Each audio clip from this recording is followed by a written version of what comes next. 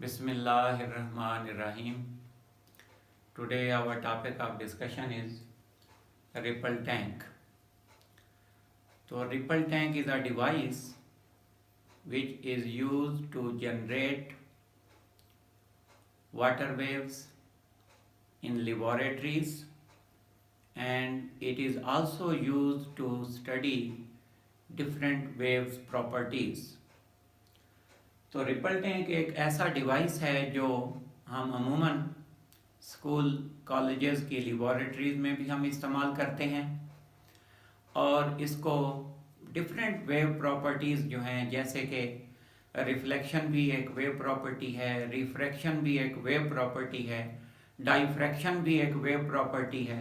तो इस तरीके से डिफरेंट वेव प्रॉपर्टीज़ को स्टडी करने के लिए भी हम इसको इस्तेमाल करते हैं। तो बड़ा यूज़फुल डिवाइस है। तो मैं उसकी डेफिनेशन लिखने लगा हूँ। It is a device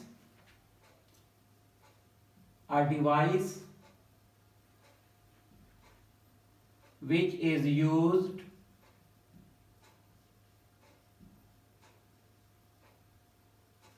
to generate waves, और ये मैकेनिकल वेव्स होती हैं, वाटर वेव्स अमूमन। तो वेव्स की जगह पर मैं लिख रहा हूं वाटर वेव्स।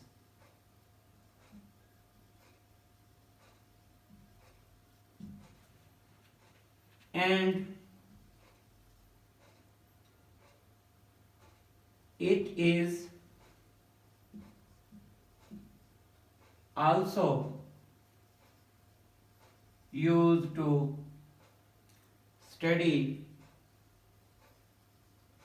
different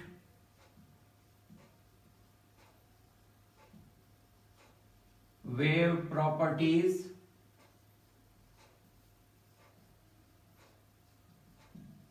वो कौन सी होती हैं wave properties? Like reflection,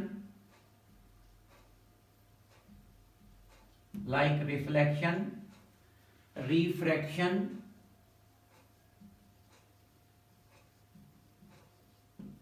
and diffraction.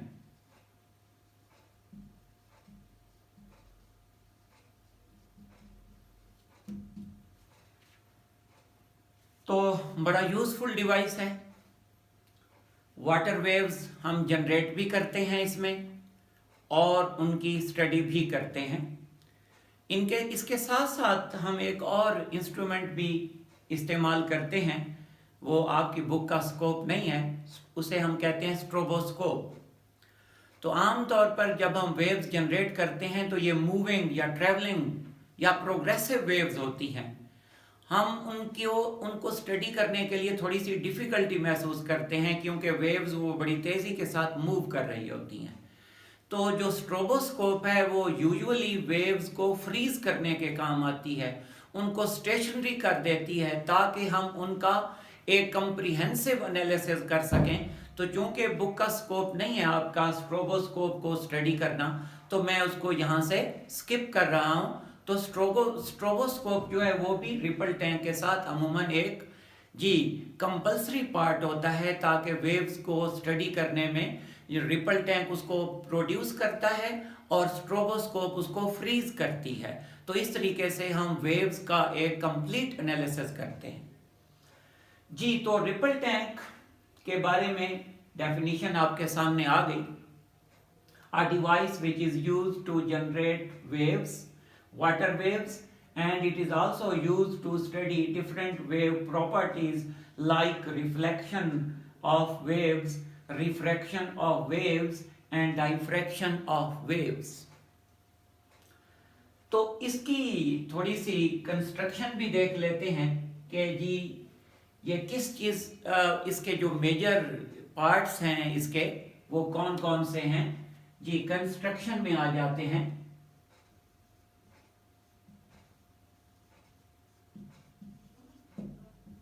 Construction, इसकी जो साख्त है, इसकी जो बनावट है, इसके जो मेजर पार्ट्स हैं वो कौन कौन से हैं।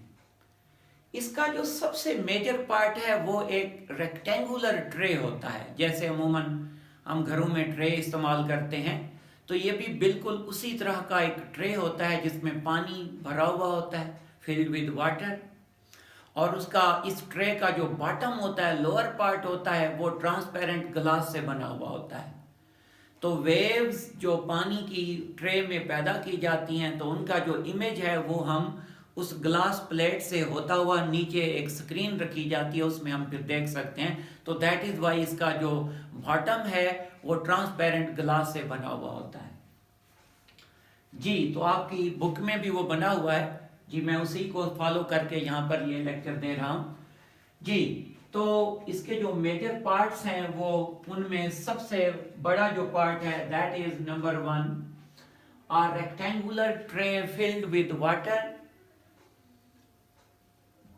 a rectangular tray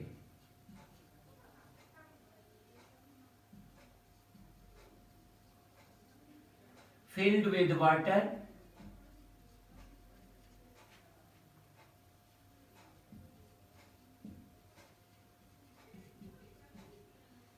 having transparent glass bottom,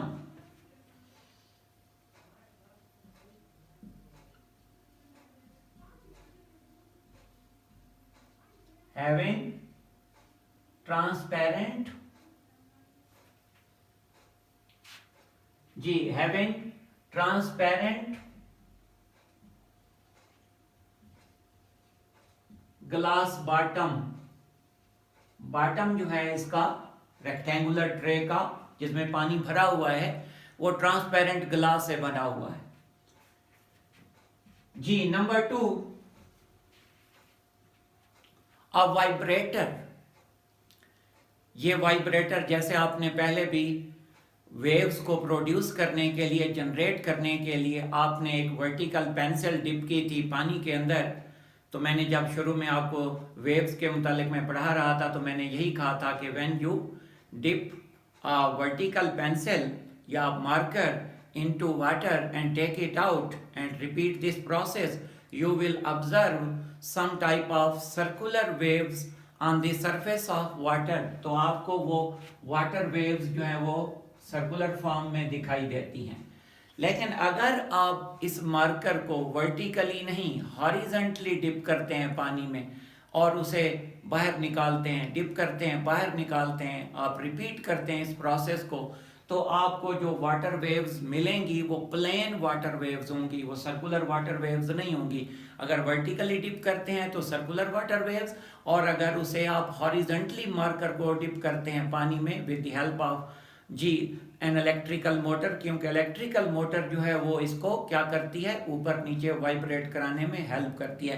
तो ये एक वाइब्रेटर है मार्कर की तरह का जी, और उसको कंट्रोल किया जा रहा है उसकी मूवमेंट को एक इलेक्ट्रिकल मोटर से।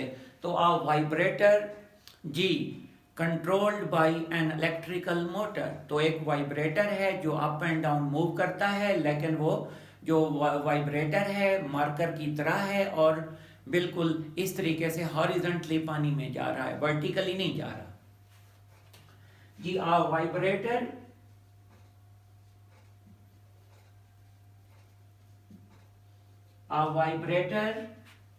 controlled by an electrical motor, controlled by an electrical motor।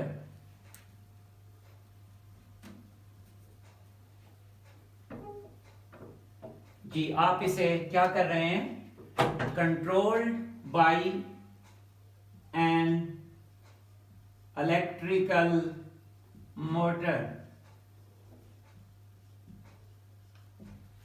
Ji. Electrical motor इसे कंट्रोल कर रही है और ये पानी में जी आप इसे डिप करते हैं और इसे बाहर निकालते हैं, डिप करते हैं और इसे बाहर निकालते हैं। तो इन दिस वे जी प्लेन वेव्स आपको जी पानी की सतह के ऊपर दिखाई देंगी, वो सर्कुलर नहीं होंगी, जस्ट लाइक प्लेन वेव्स होंगी, ऐसे जैसे ये मैं बना रहा हूं। तो प्लेन वेव्स आपको मिलेंगी कहां पर, पानी की सतह के ऊपर। और ये कब बनेगी? जब वाइब्रेटर पानी में डिप करेंगे आप और इसे बाहर निकाल देंगे। लेकिन ये मैनुअली नहीं किया जा रहा, बल्कि एक इलेक्ट्रिकल मोटर इसे क्या कर रही है? इस तरह की वाइब्रेशन दे रही है, इस तरह की मोशन दे रही है। जी नंबर 3, अ लाइट सोर्स। जी जो वाटर, वो जो रेक्टेंगुलर ट्रे है उसके ऊपर एक वाटर सोर्स जिसको आप बल्ब कहते हैं, वो बल्ब होगा, ताकि जो वाटर वेव्स जनरेट होंगी उन वाटर वेव्स का जो इमेज है, जब आप ऊपर से लाइट डालेंगे तो उनका इमेज आपको नीचे स्क्रीन के ऊपर दिखाई देगा। तो हमारे पास क्या है? अ लाइट सोर्स। क्या होगा? जो ट्रे होगा वो उसके ऊपर एक्सपोजर करने के लिए, उस पर रोशनी डालने के लिए, तो रोशनी जो डलेगी वो रेक्टेंगुलर ट्रे के ऊपर। जी, a light source above rectangular tray. A light source, a light source जो एक बल्ब भी हो सकता है। जी, अबव रेक्टेंगुलर ट्रे।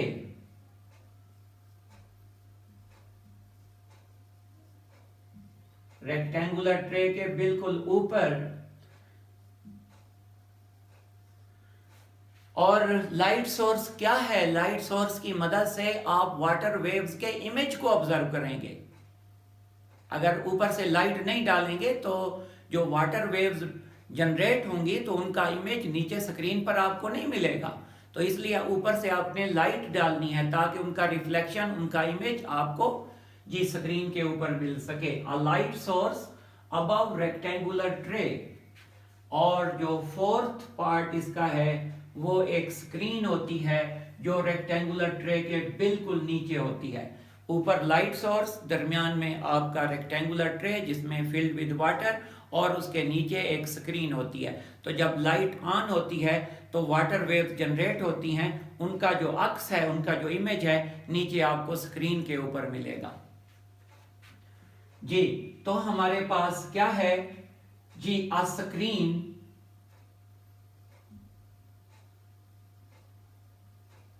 जो एक वाइट पेपर शीट भी हो सकती है। जी, or a white paper sheet. A white paper sheet वो कहां पर होगी? अंडर, नीचे है। किसके? रेक्टेंगुलर ट्रे के नीचे है। Under rectangular tray, under the bottom, under the ripple tank, under the rectangular tray, उसके नीचे। जी, या आप बीनीथ कह सकते हैं। जी, अंडर द रेक्टेंगुलर ट्रे। तो ये तो उसके जो पार्ट्स हैं मेजर, जिसके ऊपर आपका रिपल टैंक मुश्तमिल है, वो आपको दिखाए गए हैं। अब मैं आ जाता हूं इसकी वर्किंग की तरफ। तो इसकी जो वर्किंग है, ये कैसे वर्क करता है, वो आपको बताने जा रहा हूं। तो वर्किंग को डिस्कस कर लेते हैं। तो working of ripple tank, working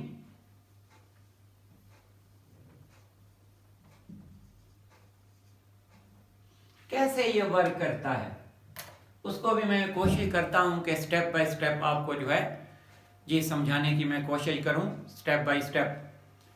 तो इसकी जो वर्किंग है वो कैसे हो रही है? जो ही आप लाइट सोर्स को ऑन करते हैं, बल्ब को ऑन करते हैं, तो क्या होता है?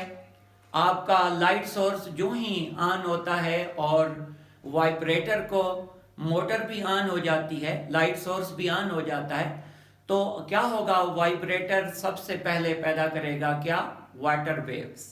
और वाटर वेव्स आपको पता है कि जब जनरेट होती हैं तो these waves consist of crests and troughs. तो जो ही आप क्या करते हैं, as soon as the electrical motor is switched on, क्या होगा जी, as soon as the electrical motor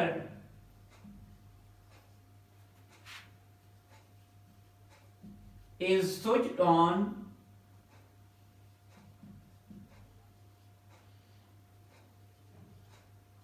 what happens? It begins to vibrate, producing water waves consisting of crests and trough। तो ये वाइब्रेट करेगा जिसके नतीजे में वाटर वेव्स जनरेट होंगी। वाटर वेव्स मुश्तमिल होंगी किस चीज़ के ऊपर? क्रेस्ट्स एंड ट्रॉफ्स के ऊपर।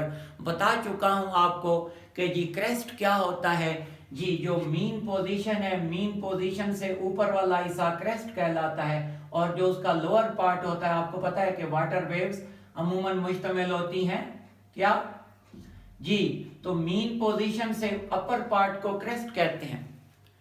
Portion above mean level is known as crest and portion below mean level is known as trough। तो ये क्रेस्ट है, ये ट्रॉफ है, ये क्रेस्ट है, ये ट्रॉफ है। तो आप देखेंगे कि as soon as the electrical motor is switched on, water waves क्या होंगी जी, water waves will be produced। water waves क्या होंगी? appear हो जाएंगी on the surface of water। तो we will observe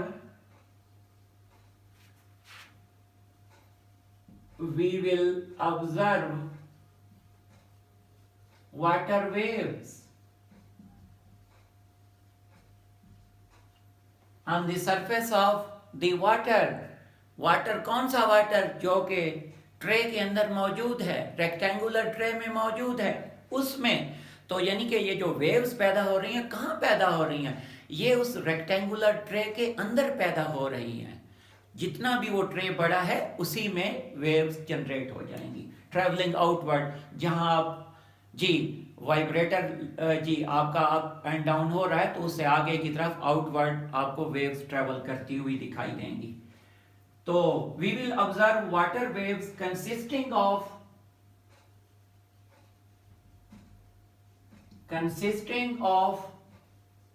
crests and troughs।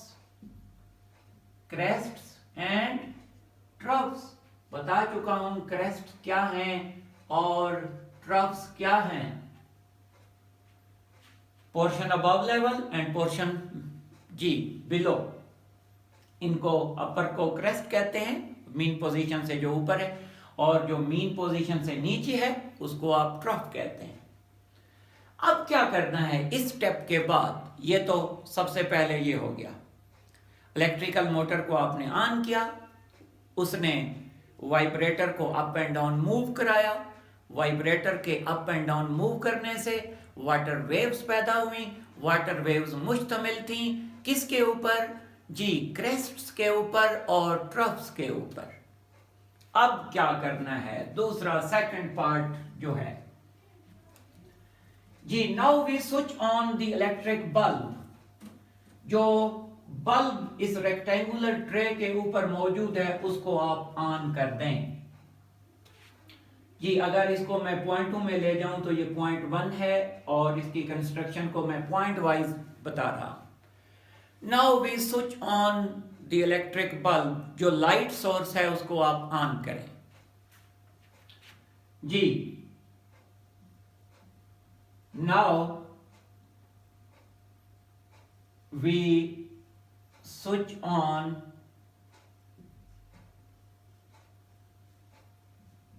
the bulb या जो light source है,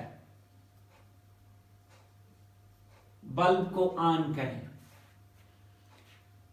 क्या होगा? जो ही लाइट पड़ेगी इन वाटर वेव्स के ऊपर, वाटर वेव्स क्या हैं?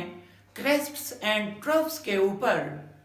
तो इन वेव्स का जो इमेज है वो आपको स्क्रीन के ऊपर क्या हो जाएगा? दिखाई देना शुरू हो जाएगा। क्योंकि आपको पता है कि पानी खुद भी ट्रांसपेरेंट है और नीचे ग्लास बॉटम जो है वो भी ट्रांसपेरेंट है। अब जो वेव्स हैं उनका जो इमेज है वो आपको स्क्रीन के ऊपर दिखाई देगा। Now we switch on the bulb. The image of water waves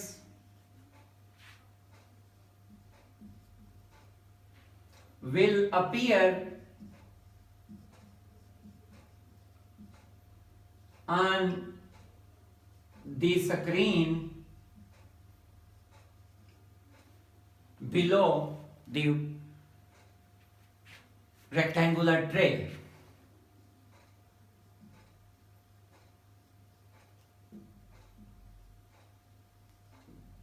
जी, उसके नीचे जो स्क्रीन रखी हुई है या व्हाइट पेपर शीट जो रखी हुई है उसके ऊपर आपको, अब ये इमेज कैसा है, आपको जो इमेज दिखाई दे रहा है, इमेज तो आपने कह दिया, तो ये इमेज कैसा है, यानी कि ट्रफ का इमेज कैसे दिखाई दे रहा है, क्रेस्ट का इमेज आपको कैसे दिखाई दे रहा है, उसके बारे में थोड़ी सी मालूमात लेते हैं। तीसरा पॉइंट मैं उसको बना देता हूं, वर्किंग के हवाले से बात हो रही है। नंबर 3 देखें, जो क्रेस्ट होता है अमूमन जब उसके ऊपर लाइट पड़ती है तो crest behaves just like a converging lens, a convex lens. जैसे आपने पढ़ा है कि जी कन्वेक्स लेंस में जब लाइट पड़ रही होती है, आगे लेंस रख दें आप उसके, तो ये लाइट फोकस हो जाती है, एक पॉइंट के ऊपर कन्वर्ज हो जाती है, ये उसको बिल्कुल इकट्ठा कर देता है रोशनी को, और आपको एक ब्राइट स्पॉट, एक रोशन एरिया दिखाई देता है। तो ये रोशनी को इकट्ठा करता है। आपका ट्रफ भी बिल्कुल एक कन्वेक्स लेंस की तरह काम करता है, सेमी कन्वेक्स लेंस। तो अब क्या होगा, जो इमेज है वो कैसा होगा, image will be in the form of bright bands and the dark band। क्यों ब्राइट बैंड है और क्यों डार्क बैंड है मैं आपको एक्सप्लेन करूंगा। The image of water waves on the screen will be in the form of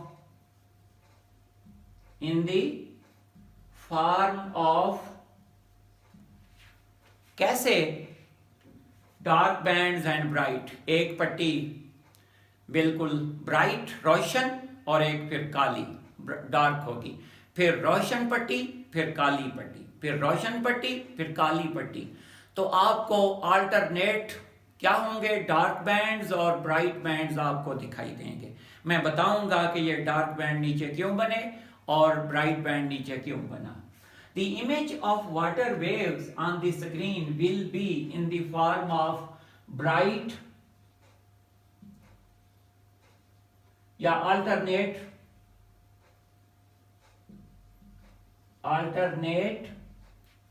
bright and dark bands, bright and जी alternate bright and dark bands, या स्ट्रिप्स भी कह सकते हैं अगर आप बैंड्स नहीं कहते, पट्टी।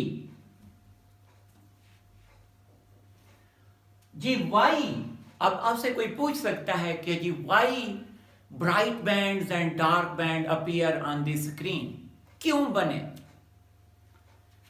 जी तो अब हमारे पास जी डार्क बैंड क्यों बना, ब्राइट बैंड क्यों बना, तो मैं उसको फोर्थ पॉइंट में इसको थोड़ा सा एक्सप्लेन करता हूं कि when the water waves are exposed to light, the trough of the wave behaves just like a converging lens। तो जो ही रोशनी का एक्सपोजर होता है किसके ऊपर, वाटर वेव्स के ऊपर, अब उनका इमेज तो नीचे बन रहा है जी, as water waves consist of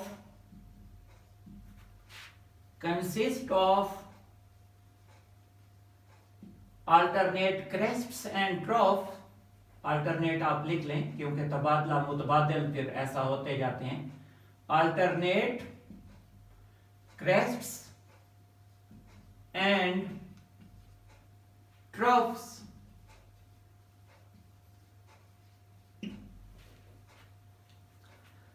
The crest of the water wave behaves just like a converging lens, a convex lens, making a bright band on the screen.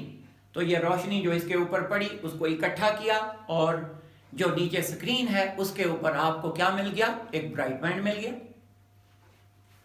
तो क्या होगा, अब मैं थोड़ा सा उसी का जी, क्रेस्ट क्या कर रहा है,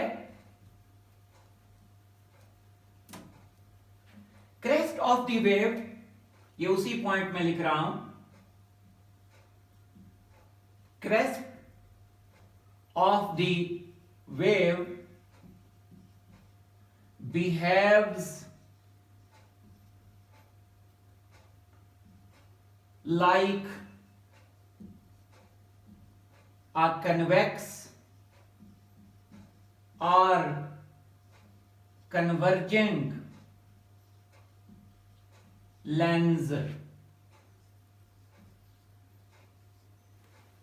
कन्वेक्स और कन्वर्जिंग लेंस के तौर पर काम करता है। मेकिंग, जब ये कन्वर्जिंग लेंस का मैंने आपको बताया कि ये रोशनी को क्या है जो इसके ऊपर पड़ी उसको इकट्ठा किया और एक सिंगल पॉइंट के ऊपर डार्क आपको ब्राइट बैंड दिखाई देगा नीचे स्क्रीन के ऊपर। तो क्या होगा, crest of the wave behaves like a convex और converging lens making a bright band on the screen, making a bright band on the screen। तो स्क्रीन के ऊपर, जो स्क्रीन नीचे रखी हुई है रेक्टेंगुलर ट्रे के या रिपल टैंक के, उसके ऊपर आपको किस तरह का बैंड अभी दिखाई दिया, ब्राइट बैंड, रोशन पट्टी, अ bright band on the screen. अब आ जाएं, ट्रफ क्या काम करता है। क्रेस्ट के बारे में तो पता चला कि उसने रोशनी को इकट्ठा कर दिया, नतीजे के तौर पर आपको जो इमेज दिखाई दिया, क्रेस्ट का इमेज एक ब्राइट बैंड की सूरत में आपको दिखाई दिया। ऑन द अदर हैंड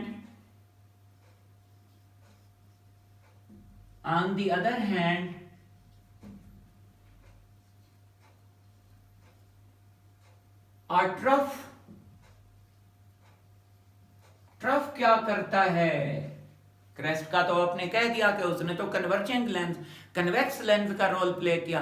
ये कैसा रोल प्ले कर रहा है ये भी देख लेते हैं। On the other hand, a trough behaves like a concave lens,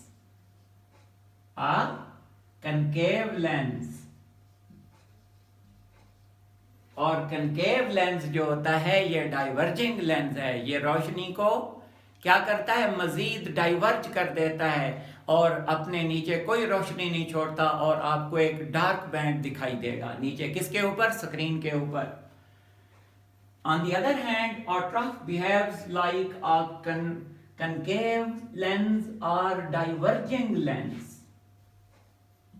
diverging lens रोशनी को इकट्ठा नहीं कर रहा बल्कि रोशनी को फैला रहा है, जी, रोशनी को बखेर रहा है, एक जगह पर इकट्ठा नहीं कर रहा। A diverging lens making a dark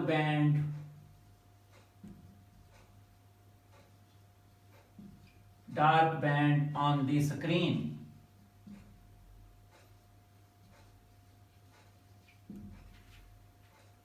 तो अब ट्रे में वाटर वेव्स आगे की तरफ ट्रेवल करती हुई आपको दिखाई देंगी। स्क्रीन के ऊपर आपको जी, ब्राइट बैंड और डार्क बैंड आगे की तरफ ट्रेवल करते हुए दिखाई देंगे। तो ये साथ में लिख देता हूं, एज दी वाटर वेव्स जी ट्रेवल करेंगी from the point of generation, जहां उनको पैदा किया गया है, आउटवर्ड आपको दिखाई देंगी। As the water waves travel outward in the rectangular tray, the bright band and the dark band जी क्या होंगे, आपको ट्रेवल करते हुए दिखाई देंगे, वो भी बाहर की तरफ। तो बहरहाल ये है कि वर्किंग ऑलमोस्ट यही है, इस पॉइंट को लिखने की जरूरत नहीं है क्योंकि ये उस लिहाज से कोई इंपॉर्टेंट पॉइंट नहीं है। तो रिपल टैंक के हवाले से आपको आज समझाया गया है कि ये एक ऐसा इंस्ट्रूमेंट होता है जो क्या करता है, वाटर वेव्स को जनरेट करना और डिफरेंट वेव प्रॉपर्टीज को स्टडी करना इसका काम है। वेव प्रॉपर्टीज कौन कौन सी, like reflection, like refraction, like diffraction जी। तो डाइफ्रैक्शन बेंडिंग ऑफ वेव्स होता है। तो चूंकि अगले लेक्चर में मैं इनके ऊपर इनको डिस्कस करूंगा, तो इसलिए इसके ज़्यादा मैं वेव प्रॉपर्टी मैंने यहाँ पर नहीं गिनवाई। मैंने आप एक और जिक्र किया, मैंने कहा कि वेव्स तो जनरेट यहाँ से हो जाती हैं और वो ट्रेवल करती हुई दिखाई दे रही होती हैं। एक और इंस्ट्रूमेंट इस्तेमाल करते हैं जिसको हम कहते हैं स्ट्रोबोस्कोप। स्ट्रोबोस्कोप का काम होता है वेव्स को फ्रीज करना, यानी कि ये वेव्स को बिल्कुल ऐसा ट्रैवलिंग वेव को फ्रीज कर देता है। आपको ऐसा लगता है कि वेव्स स्टेशनरी हो गई हैं, और एक जो चीज़ रुक जाती है, स्टेशनरी हो जाती है, तो फिर आप उसका कंप्रीहेंसिवली उसको आप उसका जो एनालिसिस करना चाहते हैं, आप उसका जो जायज़ा लेना चाहते हैं, वो इजीली आप ले सकते हैं। फिर मैंने आपको बताया कि इसकी कंस्ट्रक्शन क्या है। 4 पार्ट मैंने इसके बताए थे। सबसे पहला रेक्टेंगुलर ट्रे था, दूसरा आपका क्या वाइब्रेटर था, तीसरा आपके पास लाइट सोर्स था, और चौथी स्क्रीन जो नीचे रखी गई। फिर मैंने इसके वर्किंग के 4 स्टेप आपसे डिस्कस किए। तो आज के लेक्चर को हम यहीं पर ख़त्म करते हैं। कल इंशाल्लाह एक नए लेक्चर के साथ आपकी खिदमत में हाजिर होंगे। तब तक खुदा हाफिज़।